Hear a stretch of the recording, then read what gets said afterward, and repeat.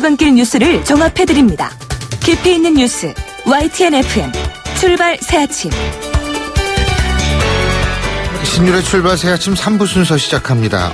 오늘 날씨 굉장히 춥습니다. 아침에 나오는데 상당히 추웠는데요. 자, 여러분들 아직 직장에 출근하시기 전이라면 오늘 아주 두둑히 입고 나가시는 거 중요할 것 같습니다. 나라가 이렇게 혼란스럽고 어려운데 우리 건강이라도 좀 스스로 지켜야 되는 거 아니겠습니까? 신율의 출발 새아침 3부 순서 먼저 광고부터 듣겠습니다.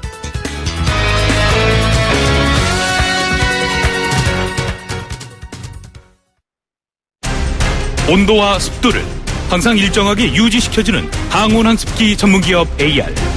전산센터, 반도체 공장, 미술관, 박물관, 귀중품 보관실을 30년 축적된 기술로 AR이 지켜드립니다.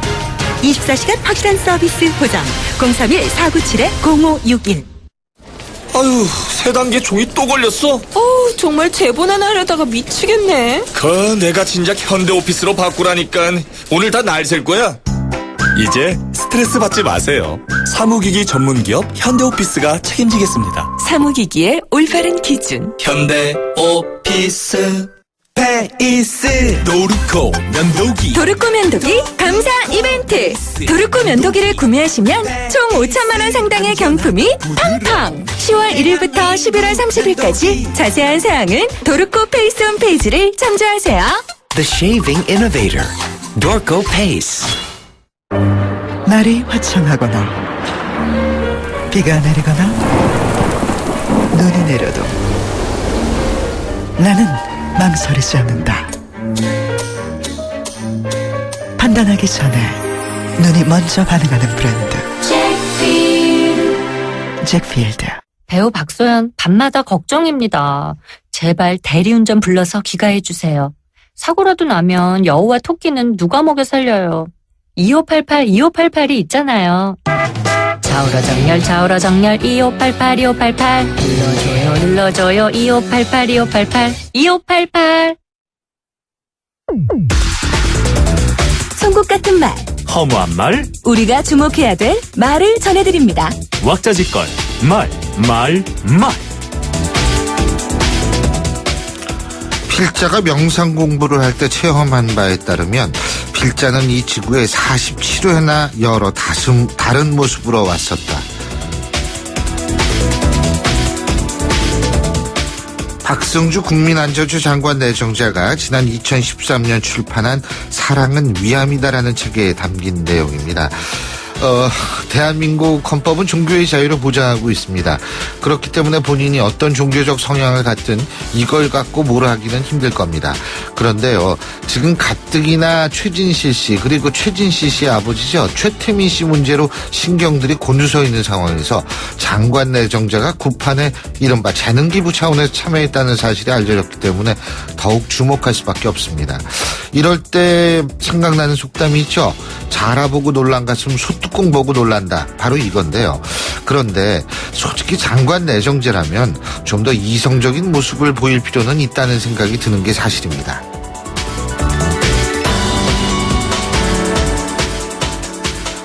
최순실과 차은택이 활개치고 다니던 시절 당대표가 누구였느냐?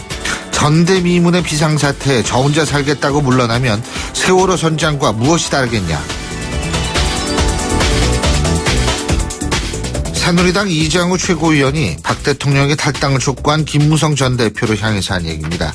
바로 이런 책임 공방 때문에 새누리당은 내용 사태가 아니라 내전 상태인 것처럼 비춰지는 겁니다. 지금 일각에서는 새누리당의 분당 사태가 가시권 내에 들어오는 것 아닌가 하는 말들까지 나오고 있는데요. 만일 분당 사태가 가시화되면 대통령의 탈당 여부와는 상관없이 여당은 자동적으로 붕괴되는 상황까지 맞을 수 있습니다. 하지만 이미 지금과 같은 상황이 지속되는 한 새누리당이 여당 역할을 하기는 힘들 것이라고 생각합니다. 여당도 사라지고 정치적 권위도 사라진 지금의 대한민국. 그래서 우리의 미래가 더욱더 암담해지는 겁니다. 지금의 상황에서 차출할 수 있는 비상구 있기는 한 걸까요?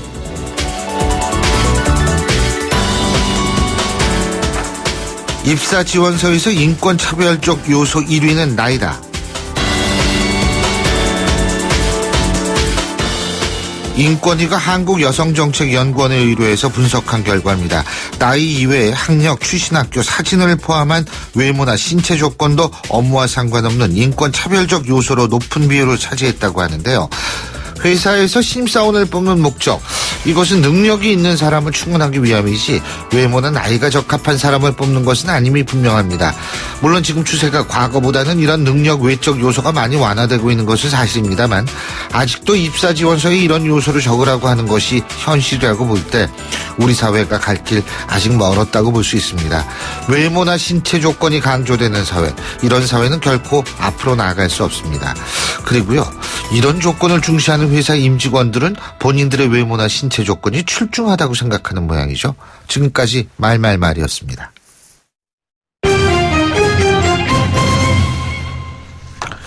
예, 주요 경제 뉴스 알아보겠습니다. 한국경제신문의 정인설 기자 전화 연결합니다. 안녕하십니까? 안녕하세요.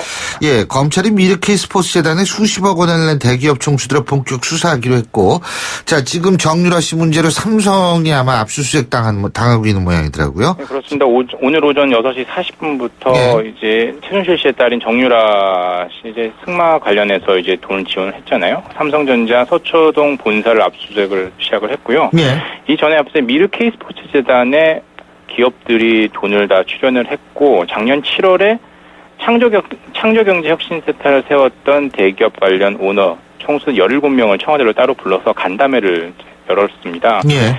그리고 그 다음에 박근혜 대통령이 대기업 총수 17명 중에 7명을 따로 독대했다라는 건데요. 이제 안종범 전 청와대 정책조정수석 다이어리에 이런 부분이 적혀 있다는 거고요.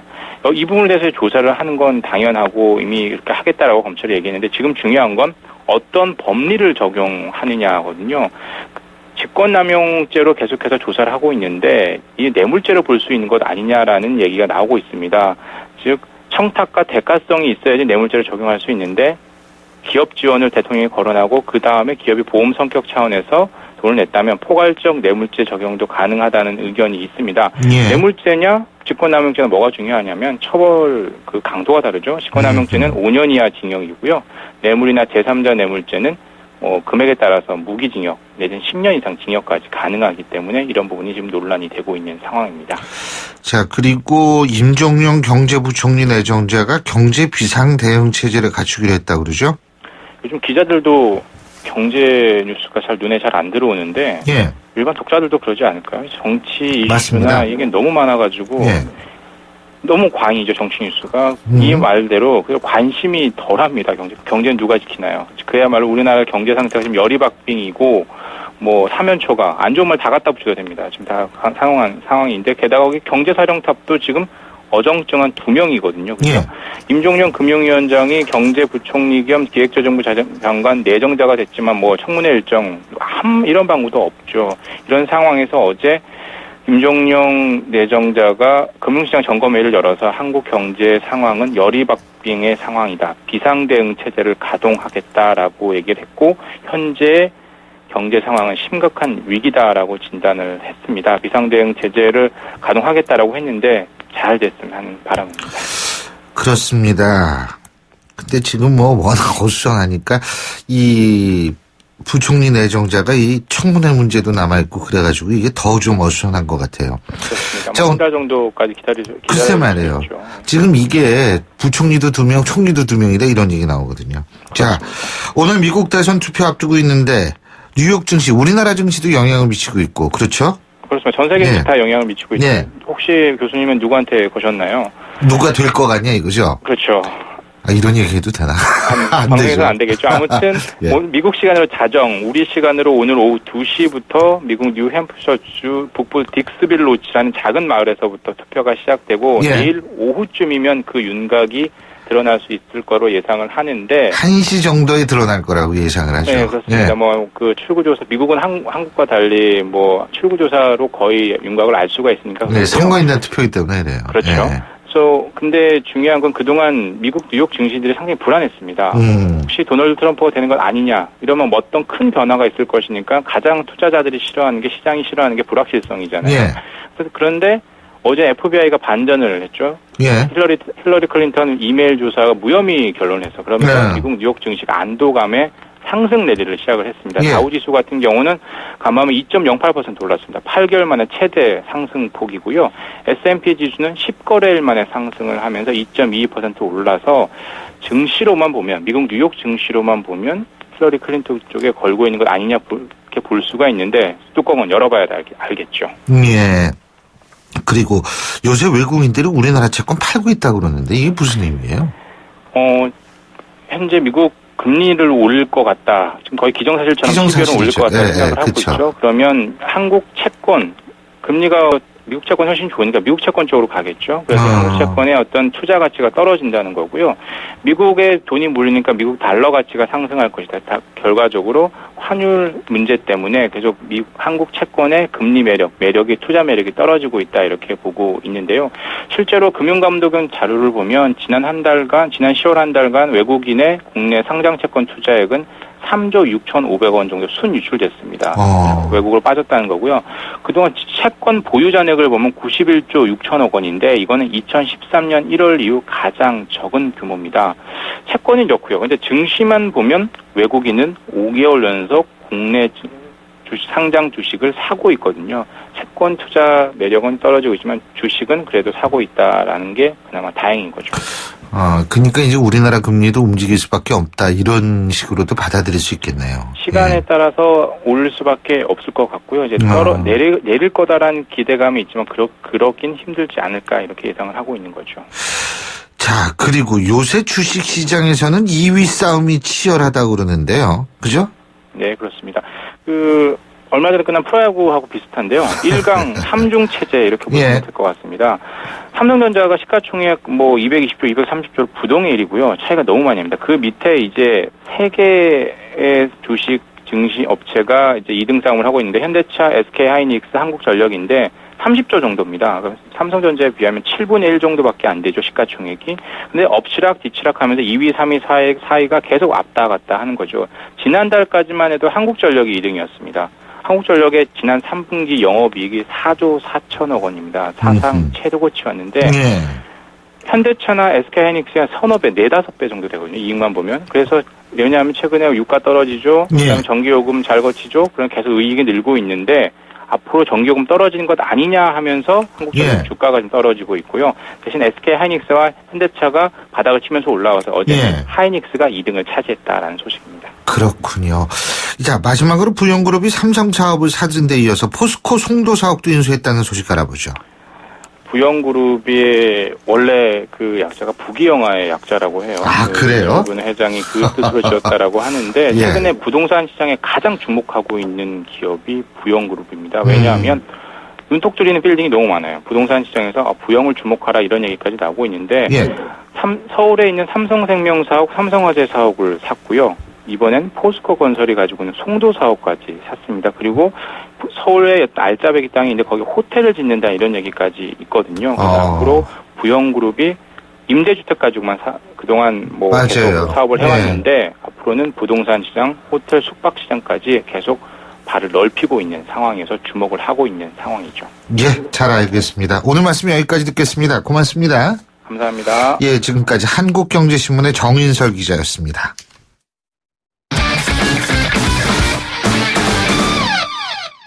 자, 스포츠 소식 알아보겠습니다. 최동훈 스포츠 평론가 연결하죠. 안녕하십니까? 예, 안녕하세요. 어제 경찰이 프로야구 승부 조작 수사 결과 발표했죠. 그죠? 예, 그렇습니다. 불구속 입건된 혐의자가 17명이나 된다고 그러네요.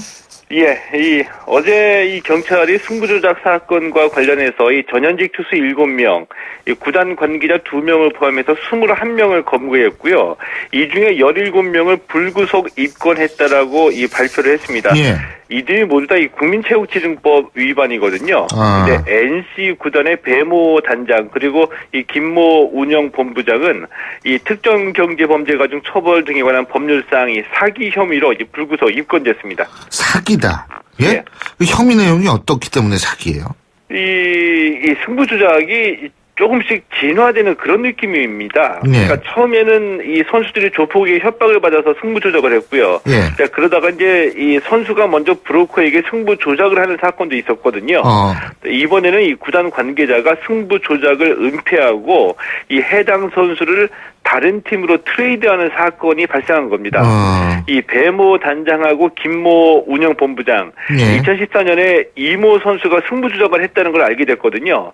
근데 이 사실을 은폐하고 이모 선수를 이 특별 지명으로 신생팀 KT로 트레이드한 겁니다. 이 과정에서 이 선수 보내고 10억 원을 챙기기도 했고요. 이 승부조작이 공개가 되면 이 선수 생명이 끝날 수도 있는데 이것을 숨기고 상품 가치가 있는 것처럼 오인하도록 했기 때문에 경찰이 사기 혐의를 적용했습니다. 이런 문제는 이제 승부조작하고는 또 다른 차원인 것 같은데, 그죠? 예, 그렇죠. KBO에서도 별도의 대책 세워야 되는 거 아니겠어요? NC 구단이 정말 이 나쁜 짓을 하는 거거든요. 그러니까 이 승부조작 숨기고 그렇죠. 다른 팀으로 선수를 보냈기 때문에 이런 일은 또 이번에 처음 발생한 거고요. 그래서 이제 KBO도 좀 곤혹스러운 이런 모습인데 이 사례가 없는 일이기 때문에 아직 이 대처 방안을 찾기가 쉽지 않다. 이 판결이 나올 때까지 지켜보고 방향을 잡겠다. 이런 좀 원칙적인 얘기를 하고 있거든요. NC 구단에 대해서는 정말 엄중한 징계가 필요하다고 봅니다. NC가 지금 그 문제가 된 KT 문제가 된 선수 말이에요. KT로 보낸 이 선수의 승부 조작 사실을 알게 된 경위를 보면은 이게 더 심각한 것 같아요. 맞습니다. 어떻게 이 승부 조작했다는 사실을 알게 됐냐면은 이 브로커가 이 구단에 협박 전화를 한 겁니다. 이 승부 조작이 얼마나 만연이 돼 있고 또 심각한지를 보여주는 대표적인 사례라고 보는데 2014년에 NC 구단이 구단 사무실로 걸려온 전화를 받았거든요. 이 전화를 건 사람은 브로커였습니다. 근데 이 브로커가 구단에 전화를 해서 손해배상을 하라고 협박을 한 겁니다. 왜 손해배상을 하라고 했냐면은 자기가 이 불법 스포츠 도박하고 이 승부 조작을 했는데 NC 선수가 잘못해서 손해를 봤다. 그러니까 구단에서 대신 배상을 해라.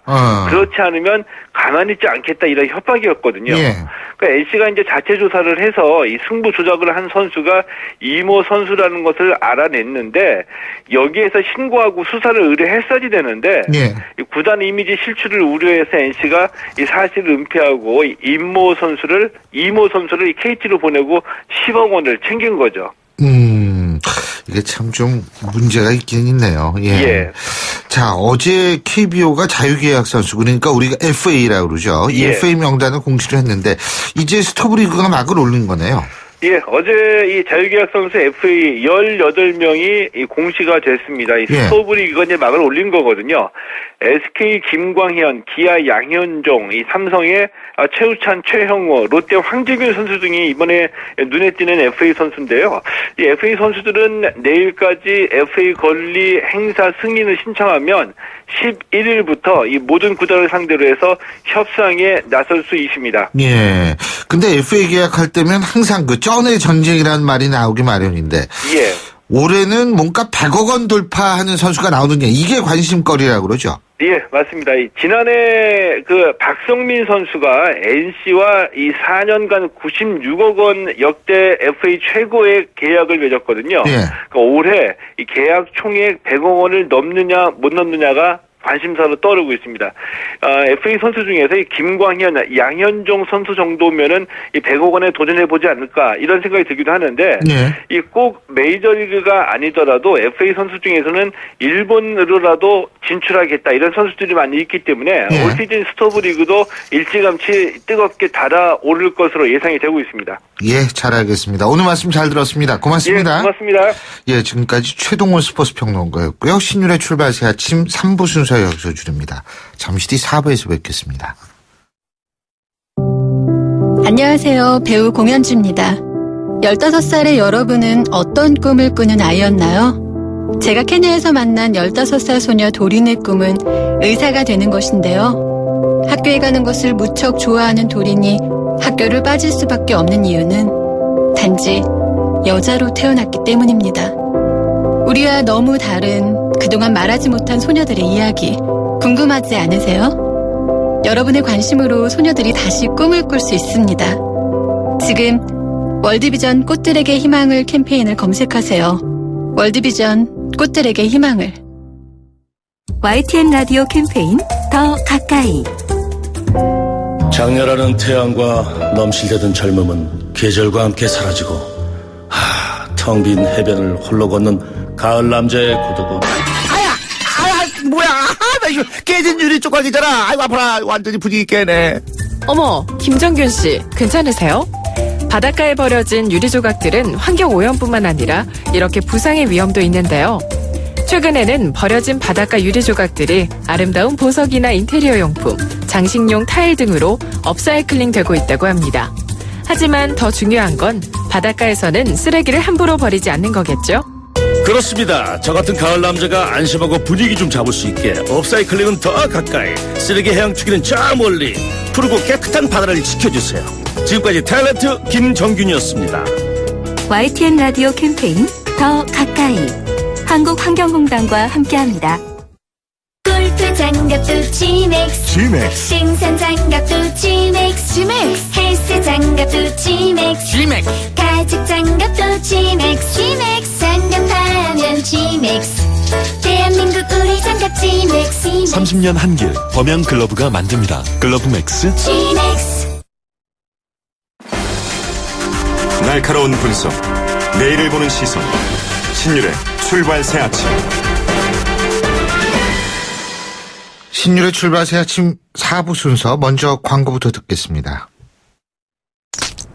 요즘 백수호 먹는 사람들이 다시 많아지고 있습니다. 식약처 검사 명령제로 더욱 믿고 먹을 수 있게 됐거든요. 지금 갱년기라면 검색해보세요. 백수호 검사 명령제. 백수호 믿고 먹는 세상에선 갱년기 아무것도 아닙니다. 갱년기엔 백수호궁. 문의 1544-9393. 건강기능식품입니다. 예, 지금 8시 31분 08초 지나고 있는데요. 교통 상황 알아볼까요? 김재은 캐스터. 네, 출발새 아침 교통정보입니다. 서울 외곽순환고속도로 판교에서 구리 쪽으로 가는 길 7시쯤에 서하남 부근 3, 4차로에서 화물차 사고가 있었는데요. 조금 전에 사고 처리 작업 끝이 났습니다. 다만 뒤쪽으로 판교부터 서하남까지 무려 12km 구간에서 정체가 심하다는 점 참고해서 이동을 하셔야겠고요. 반대편 이 구리에서 판교 쪽으로 가는 길도 토평부터 상일, 하남에서 서하남까지 10km 구간 제속도 내지 못합니다. 서울 시내 자동차 전용 도로들은 30분 전과 크게 달라진 점은 없습니다. 계속해서 강변북로 올림픽대로 비슷한 구간 밀리고 있는데요. 강변북로 구리 쪽으로는 여의도권 통과하기가 상당히 힘겨운 상황이고요. 올림픽대로 하남 쪽으로는 행주대교부터 가양대교, 다시 한강대교 부근, 이후로 반포대교부터 영동대교까지 정체 서행입니다. 출발새 아침 교통정보였습니다. 신율의 출발 새 아침 오늘 순서 시작합니다. 오늘 아침 당신이 듣고 싶은 뉴스 94.5MHz YTN 뉴스 FM 신율의 출발 새 아침.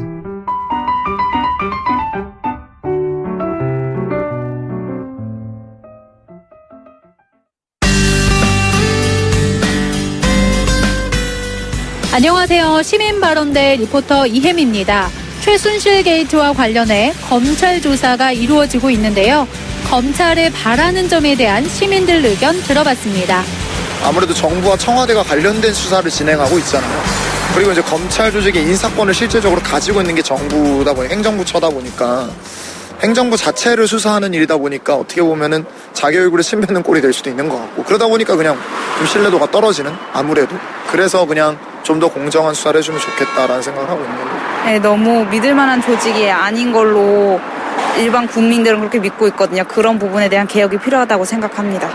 정확하고 명확한 수사를 요구드립니다. 솔직히 돈이나 뭐 권력이나 이런 것 때문에 뭐 망설일 수도 있고 이렇게 했는데, 진실은 결국에는 국민들이 다 알게 해주셨으면 합니다. 제대로 수사하는 게 바람직해지게 특검을 하든지 해갖고 원칙상을 해서 국민들한테 거짓 없이 담나게 밝히는 게 좋지. 대통령이 됐든 누가 됐든 간에 여러 가지로 이제 누출된 사건이 많으니까 그런 걸 좀 제대로 파악해가지고 국민들이 이제 하나의 의구심이 없게끔 제대로 하는 게 좋지. 검찰에서 조사받고 있는 모습이 크게 사진에 났는데 거기서 되게 검찰 조사를 받고 있는 입장임에도 불구하고 좀 화기애애한 분위기가 연출돼서 그런 부분에 대해 논란이 있다고 들었어요. 그런 부분에서 검찰이 확실히 자기 주관을 가지고 했으면 좋겠다는 생각을 해요. 검찰이란 조직 자체가 이렇게 조사하는 거에 차별을 둔다면 그게 이제 공정하지 못하다고 생각돼서 그래서 화가 난 것 같아요. 외압에 흔들리지 말아야 되죠. 그리고 과거에 검찰총장이었기 때문에 과거에 자기보다 높은 지위였던 검사였기 때문에 선후배 관계라든가 그런 직위 관계로 주눅들지 마시고 공정하게 법적으로 법을 잘 판단해달라고 맡긴 직책이잖아요, 검사가. 그런 거를 유념하셔서 정말 개인적으로도 그렇지만 역사에 우리 대한민국에 앞으로 발전하는데 큰 기여를 하실 수 있으실 것 같아요, 검사님들이. 오늘 말씀 고맙습니다. 지금까지 시민발언대 리포터 이혜미였습니다.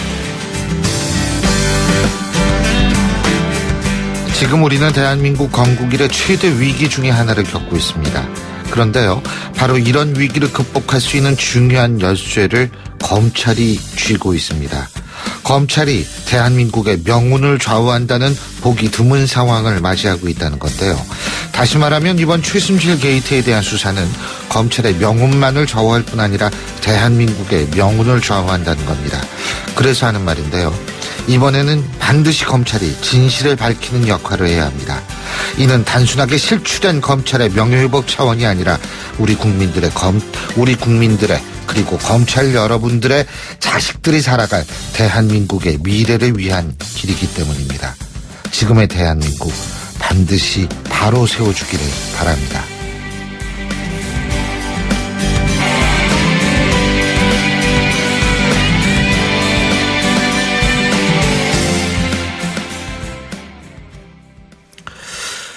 이세돌 구단, 알파고, 요 바둑대결 여러분 다 기억하시죠?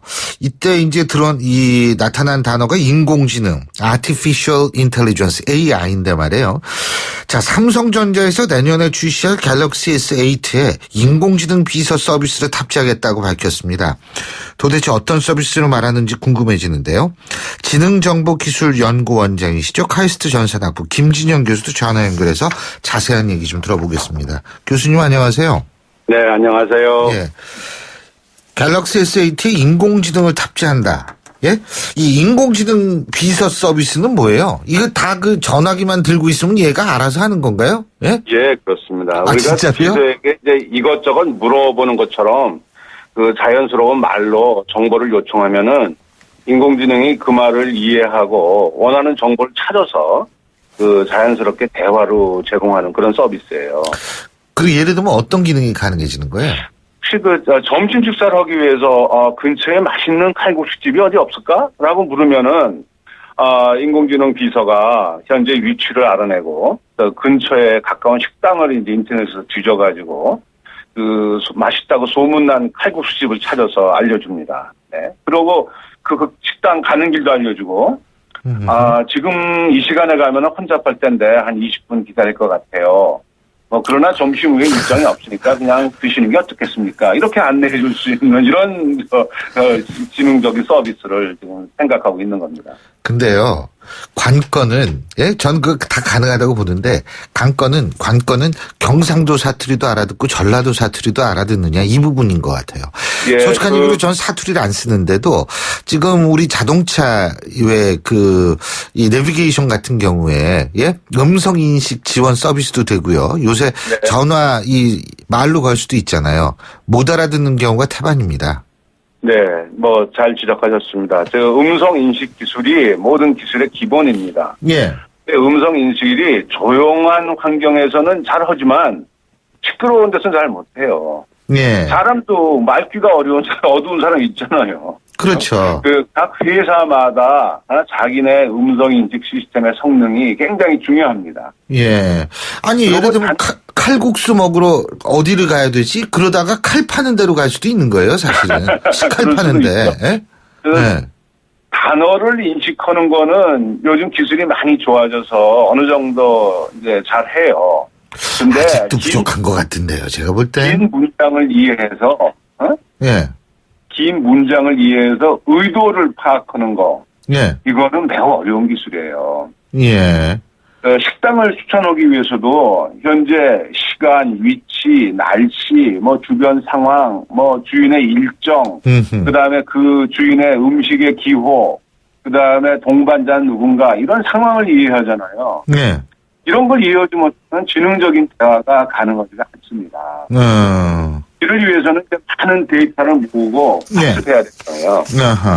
어렵습니다. 예. 근데 뭐 이게 지금 이런 인공지능 탑재가 반드시 휴대전화뿐만이 아니라 예? 다른 뭐 세탁기나 이런 쪽에도 이게 자꾸 넓혀지는 모양이에요. 예. 인공지능은 진짜 소프트웨어이기 때문에 어떠한 하드웨어도 장착할 수가 있어요. 예. 네, 뭐 세탁기에 대고 왜 기차 예매를 부탁하는지 모르겠습니다만 하여간 뭐 세탁기에다 인공지능 소프트웨어 올리면은 예. 세탁기가 기차 예매 해줄 수 있어요. 기차 예매하러 세탁기까지 걸어가라. 예. 그러니까 인공지능이라는 게 이제 자꾸 이 적용 범위도 넓어지고, 그죠? 가전제품에 이게 많이 들어가는 것 같은데, 예? 네. 근데 어쨌든 삼성이 이수로 탑재할 수 있었던 건 최근 인수한 비브랩스라는 기업 덕분이라고 하는데, 이 비브랩스라는 기업이 뭐 하는 기업이에요? 예, 비브랩스가 그 애플에서 사용하는 음성인식 그 서비스 시리를 개발한 사람들이 만든 창업 회사예요. 아, 시리. 그래서 순시리 앱이라는 거 들어보셨어요, 요새? 예. 근데 그 회사가 기술력이 굉장히 있는 모양이에요. 구글하고 페이스북에서도 인수하려고 했었는데 이 삼성이 인수를 했더라고요. 그 회사가 그 대화를 하는 인공지능 시스템의 기술력의 핵심을 갖고 있다 이렇게 알려져 있습니다. 아, 그렇군요. 그러면 이게 지금 아까 간단하게 식사 예를 들면 칼국수 먹는 거 뭐 이런 거 예를 들으셨는데 그거 말고도 예를 들면 일정 같은 경우 비서 서비스라면 그 일정 같은 것도 다 챙겨주고 그날은 무슨 시간이 있고 뭐 이런 얘기 알려줄 수 있는 건가요? 그러면? 그죠? 네, 그렇습니다. 그런 것이 이제 처음에 쉽게 할 수 있는 서비스 중에 하나가 일정 관리 시스템입니다. 아, 그게 쉽게 하는 거군요. 죄송합니다. 그렇군요. 그거 말고 그러면은 좀 아주 진전된 거는 예를 들면 어떤 거를 예를 들 수 있을까요? 뭐, 그 영화, 허라는 영화 보셨죠? 예. 거기에 이제 그 사만다라는 여자가 나와서 거의 뭐 대부분의 생활을 이렇게 관리해준다 그럴까요? 대화로 이제. 대화해주는 뭐 그런 것이 우리 인공지능 하는 사람들의 꿈이에요. 그 목표입니다. 이것을 만들기 위해서 여러 가지 기술들을 개발하고 있는데 음성 인식도 어느 정도 능력이 됐고 그다음에 대화를 분석하는 기술도 많이 발전했고 그리고 또 요즘에 이제 데이터를 모아서 학습시키는 기능도 많이 좋아졌으니까 이런 것을 잘 조합해서 그 인공지능 비서를 만드는 연구를 여러 군데서 하고 있어요. 애플은 아까 말씀 시리, 구글은 어시스탄트, 마이크로소프트는 코타나, 아마존은 알렉스, 우리 한국에서도 SKT에서 누구, 네이버는 나온 등을 만들어 지금 내고 있습니다. 그런데 음성으로 대화를 아주 자연스럽게 하는 거, 그거는 꿈이에요. 그지가 안 되죠, 그게. 능력이 지금 천차만별입니다. 그죠. 그리고 인공지능 비서가 모든 분야를 전문가처럼 대답해 줄 수는 없어요. 그렇죠. 그러니까 제한된 영역에서만 대화가 가능하거든요. 그러니까 모든 회사가 각자 자기가 생각하는 영역에서의 인공지능 비서를 만들려고 노력을 하고 있습니다. 어떤 회사는 조교, 인공지능 조교를 만들고, 어떤 회사는 인공지능 변호사를 만들고, 그런 식으로 이제 지금 연구들을 막 하고 있죠. 아, 그렇군요. 근데 저는 자꾸 이 아날로그 세상이 더 그리워질 것 같다는 생각이 문득문득 드는 이유가 뭔지는 모르겠습니다. 오늘 말씀 여기까지 듣죠. 교수님 고맙습니다. 네네. 수고하세요. 지금까지 지능정보기술연구원장이시죠. 카이스트 전산학부 김진형 교수였습니다.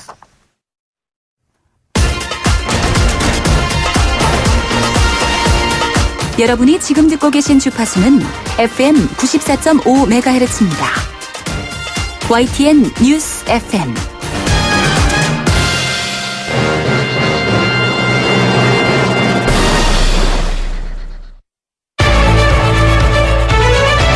민심은 천심이다. 생생한 여론을 통해 우리 사회를 진단합니다. 이것이 여론이다.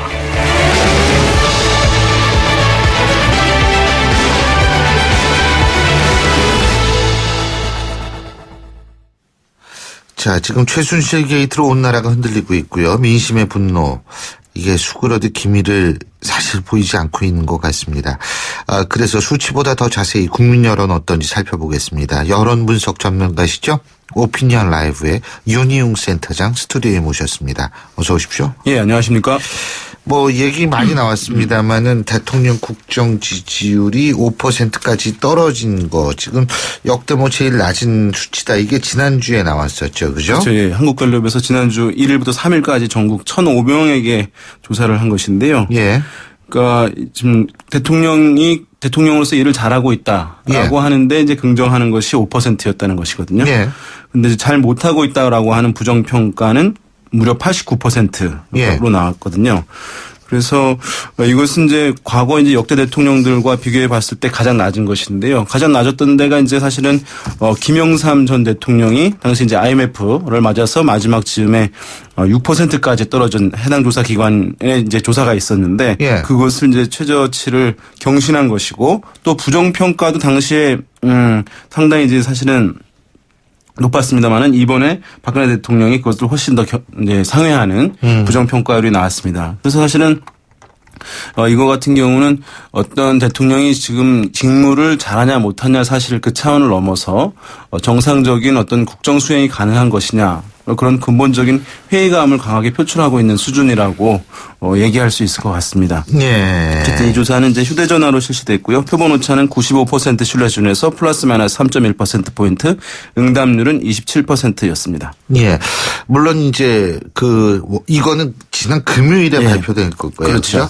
그리고 월요일 날 리얼미터가 여론조사 발표했는데 11.5%. 물론 리얼미터의 조사로는 가장 낮은 수치의 대통령 지지율 이렇게 발표했습니다. 리얼미터의 여론조사는 10월 31일부터 11월 4일까지 5일간 전국 19세 이상 유권자 2,528명을 대상으로 전화 면접 18%, 스마트폰 앱 40%, 무선 자동응답 전화 22%, 유선 자동응답 전화 20%를 혼용하는 방식으로 실시했고요. 응답률은 10.6%, 표본 오차는 95% 신뢰 수준에서 각각 플러스 마이너스 3.1%포인트인 여론조사인데 이게 그러니까 11.5%다. 하나는 5%다. 사실 큰 차이는 없는 것이죠. 이게 오차범위 내에 있는 것이고 그렇죠. 사실은 가장 낮아진 수치에 도달했다는 것이 사실 두 조사 결과 기관의 공통적입니다. 예, 그것이요. 그렇게 이제 보시면 되고 사실은 이 정도 수치라고 한다면은 우리가 어떤 이제 역사적 사실에 관해서 그냥 물어봤을 때 일반 사람들한테 또는 이제 일반적인 사회 상규 도덕 규범에 대해서 임진왜란은 일본이 일으킨 겁니까? 이런 거죠. 그렇습니다. 그러니까 또 부모는 자녀를 이제 사랑으로 가르쳐야 되느냐라든가 이런 거 했을 때 우리 당연하다고 생각하는 상식과 반대편에서는 이제 응답들도 한 3-4% 많이 나오거든요. 그러니까 그 정도 수치인 거니까 사실 여기서 더 낮아진다는 것 쉽지는 않고 큰 또 의미를 갖는 것은 아니라고 하겠습니다. 정당 지지율 변화도 나타나고 있죠. 맞습니다. 아까 말씀드린 조사에서 보면은 새누리당 정당 지지율 우리가 높게 나올 때는 40%도 넘는 경우도 많이 있었고요. 또 30% 중반대 오랫동안 있었는데 지금 지난주 조사에서는 18%까지 떨어졌거든요. 그러니까 많이 높았을 때보다 반토막도 더 난 것인데요. 더 아래로 떨어진 것인데 그러니까 10% 떨어진 것은 새누리당 지지율 이제 최근에는 없던 현상입니다. 현 정권 들어서. 그래서 이것이 이제 박근혜 대통령에 대한 대중들의 부정적 인식 이런 비판이 사실 그동안 정당에까지 충분히 옮겨가진 않았는데 본격적으로 여당인 새누리당에게 대한 부정적 인식으로 전이되고 있는 그런 상황이라고 평가해야 될 것 같고 여당이 어쨌든 해법을 제시하지 못하고 있고 여전히 이제 갈등 관계에 있으니까 그런 상황들 계속 이제 강화되고 있는 것이다 볼 수 있겠습니다.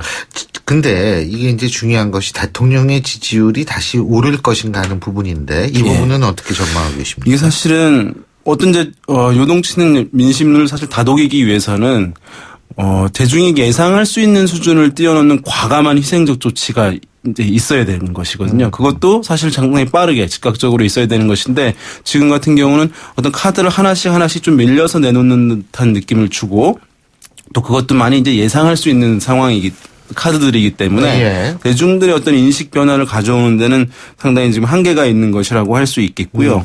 지금 보면은 어쨌든 이 정도 낮아진 상황에서 반전을 갖는 것이다. 5% 아니면 7% 이렇게 올라가는 것들이 이제 있을 수는 있을 텐데 그것도 또 갖는 의미가 국정의 어떤 동력을 회복하는 수준에 있어서의 의미를 갖는 지지율 회복이라기보다는 어떤 뭐 수사에 적극적으로 임한다거나 어쨌든 뭐 소통을 더 이제 이 건과 관련해서 야당이라든가 뭐 여기서 한다는 의미에 부여해서 좀 잘하는 편이다라고 하는 응답할 가능성이 있는 것이지 어떤 국정의 본질적인 동력을 회복한다는 의미에서의 그러면 반전은 30% 이상이 올라가기 힘들다 이 말씀이시죠? 사실 지금은 쉽지 않은 상황이라고 하겠습니다. 지금 사실은 2008년 6월일 겁니다. 제 기억으로는 이명박 정부 광우병 사태가 있었을 때 당시 이명박 대통령의 지지율, 이건 과거니까 우리가 그 소위 말하는 여론조사의 5대 원칙을 얘기할 필요는 없는데 20%대로 떨어졌는데 이게 20%대를 벗어나는데 한 6개월 걸리고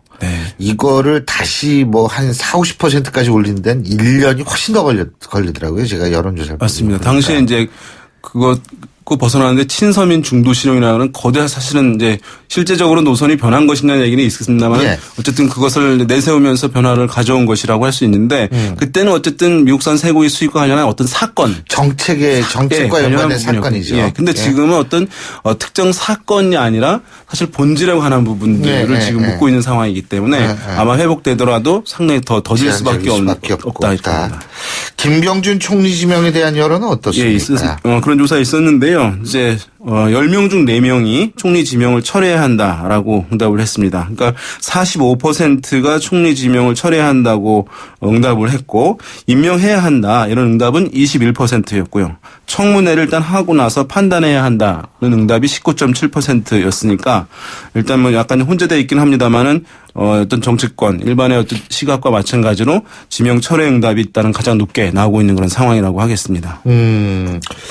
근데 지금 여당도 말해요. 이게 지금 뭐 이게 거의 이 뭐 내전 상태라고 표현할 수 있을 정도로 지금 엉망인데 이정현 대표 거취에 대한 그런 문제가 지금 또 하나의 중요한 축 아니겠습니까? 맞습니다. 사실 이제 어떤 여권 전체, 정권 전체에 대해서 문제가 발생했을 때는 정당이 대중 민감성을 더 가지고 있기 때문에 더 사실은 이제 청와대라든가 실제 권력 중심보다 더 발빠르게 움직이는 것이 일반적인 데 비해서 지금은 오히려 이제 더 늦게 대응하고 있는 것 같은 느낌을 주는데요. 그래서 이제 가장 쟁점이 되고 있는 것이 말씀하신 이정현 대표의 거취에 대해서 이제 논란이 있는 것인데 그것에 대해서 이제 물어본 조사가 있었는데요.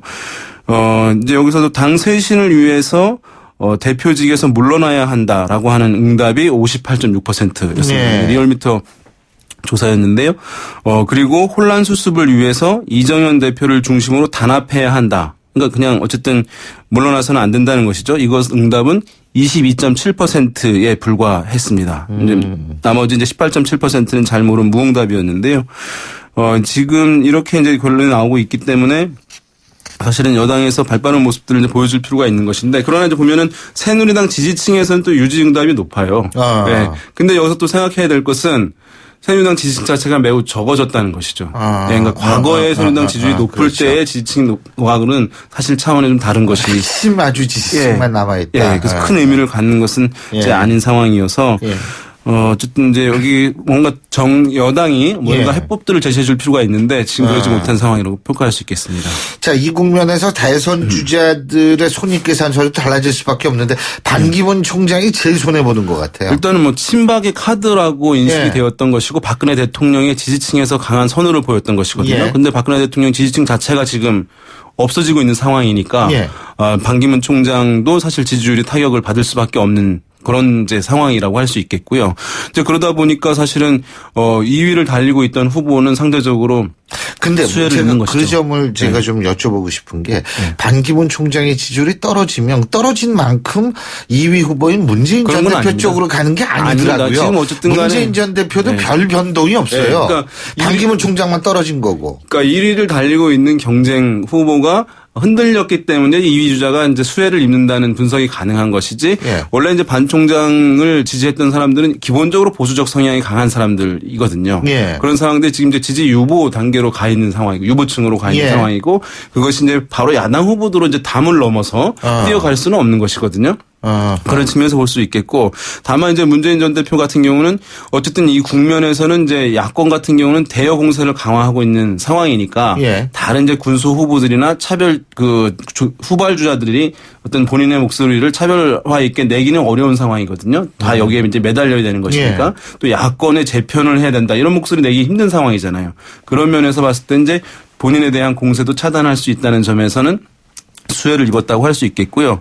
또 그리고 이 국면에서 굉장히 강한 메시지를 냈던 성남시장, 이재명 성남시장 같은 경우는 어쨌든 뭐 상당히 부각을 나타내는 측면이 있겠죠. 우리 이제 부각되는 수사들도 나오고 있는데 그런 부분들은 이제 조명을 받고 있는 측면이 있겠습니다.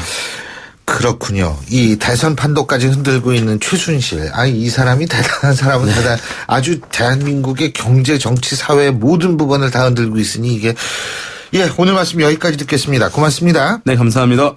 지금까지 여론 분석 전문가시죠. 오피니언 라이브의 윤희웅 센터장과 함께 했고요. 자, 신율의 출발 새 아침, 오늘 순서는 여기서 모두 줄이겠습니다. 오늘 날씨 저녁이 갈수록 더 추워진다고 합니다. 여러분 모쪼록 건강 조심하시고요. 전 내일 아침 7시 15분에 다시 오겠습니다. 신율이었습니다. 고맙습니다.